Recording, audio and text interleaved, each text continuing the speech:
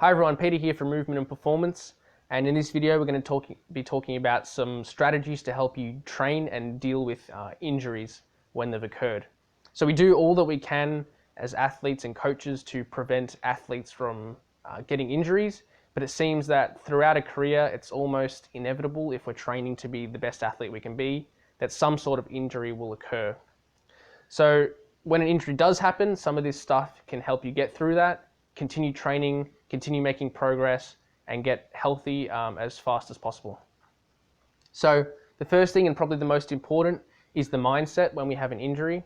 It's common to sort of just become really nervous and depressed about having an injury and sort of giving up on our sort of training altogether. So what we need to do is we need to keep the long-term goal in mind. The long-term goal is that we want to be the best athletes that we can be, or our athletes, if we're coaches, we want to get them to be the best athletes they can be. So rather than thinking of the injury as something that's going to be debilitative and hinder our progress, we need to have that long-term goal in mind that it's simply a short period of time that's not going to make much of a difference at all in the long term, in the multi-year process. Another thing is to let go of near future expectations. So if we're preparing for a competition or a season coming up in the near future, we sort of need to let go of expecting to be at that competition and performing at our best. If it happens, it happens. If it doesn't, it doesn't. So don't have those expectations still in your mind. You need to completely let go of that. So see the next training period as a forced emphasis. So we, even though we're injured, we might not be able to do certain movements or certain exercises, but we can still always perform some sort of exercise that is going to allow us to make progress. So if we think of the next training period when we're injured as a forced period of emphasis of some certain qualities, that's going to help us understand that we're still making progress even though we can't train certain movements. So you've got to be patient with recovery. That's a big one. You need to understand that recovery is going to take time, and you need to actually allow yourself to recover properly before rushing back to your regular training and regular performance. Be disciplined and take your time. All of this sort of ties in with each other. You need to have the discipline to understand that you need to take your time and rehabilitate yourself properly, because that's what's best for you in the long run. There's no simply pushing through it is not going to help you, and you need to understand that it's not going to help you, and the best thing you can do is to take your time, and you need to have that discipline to be able to do that. So in terms of training, a few tips that might help you out. Keep training, first one.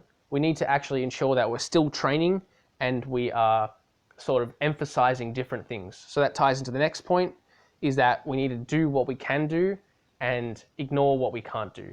So if we're, for example, let's say we're someone who lifts weights in the gym, in the weight room, either for weightlifting or for powerlifting, or just a general sort of weightlifting enthusiast. If they have, for example, a lower back injury, what you can do is you can avoid things like heavy squatting and heavy deadlifting, snatches, clean and jerks, things that are going to load the spine. And what you can do is you can maybe force yourself to do a hypertrophy period. So a period where we're focusing on higher rep stuff, trying to build some muscle. And that way we're still training, but we are avoiding the things we can't do. And therefore we are sort of taking ourselves out of that mindset that the injury is debilitative, because we're still making progress. And you can use sort of more isolation type exercises and exercises that aren't going to load the spine and still get good progress from that. So you're still training, you're still making progress. So the trick really here is to sort of force, think of it as a forced emphasis rather than a thinking about what you can't do.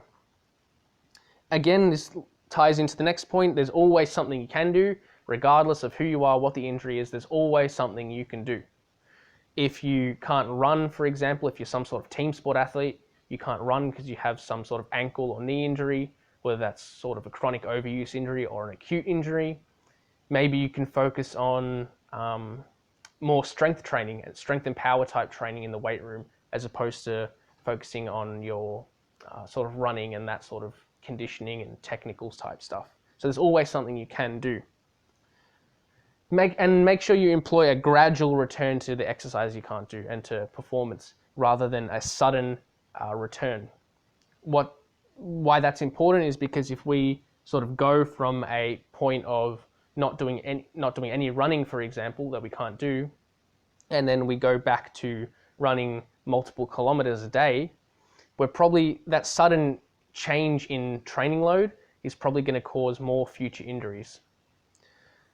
So ensure that when we actually can start doing that return to the exercise that we couldn't do, it's gradual. So for example, in the running example, maybe we give it a few weeks off and focus on something else, and then when we start, we're ready, the symptoms have sort of gradually gone down a little bit, and we can then start to train again. Maybe what we want to do is maybe do just a kilometer for a day for the first week, something like that, if we're running, or even less, before symptoms start to flare up again.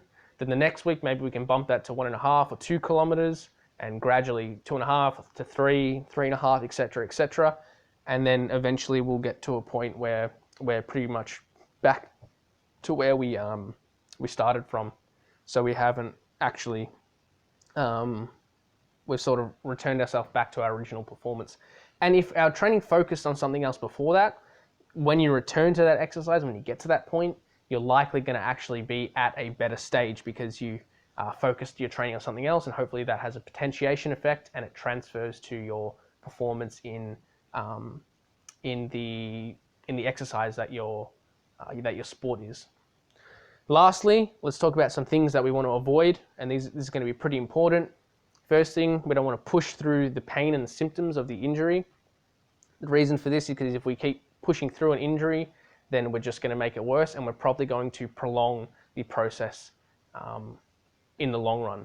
So for example, if we have some sort of chronic overuse injury, whether that's the shoulder or the knee or something like that, and even though we're feeling pain, we keep pushing through and it gets worse and worse and worse, what we're going to do, as opposed to if we just stopped and sort of followed this sort of the mindset and the training tips that I provided here, after the initial pain has been onset, it might only take a few weeks to actually get back to your normal performance. But if we push through the pain, we might prolong that to a few months. So in the long run, we're just going to delay the process and make everything worse.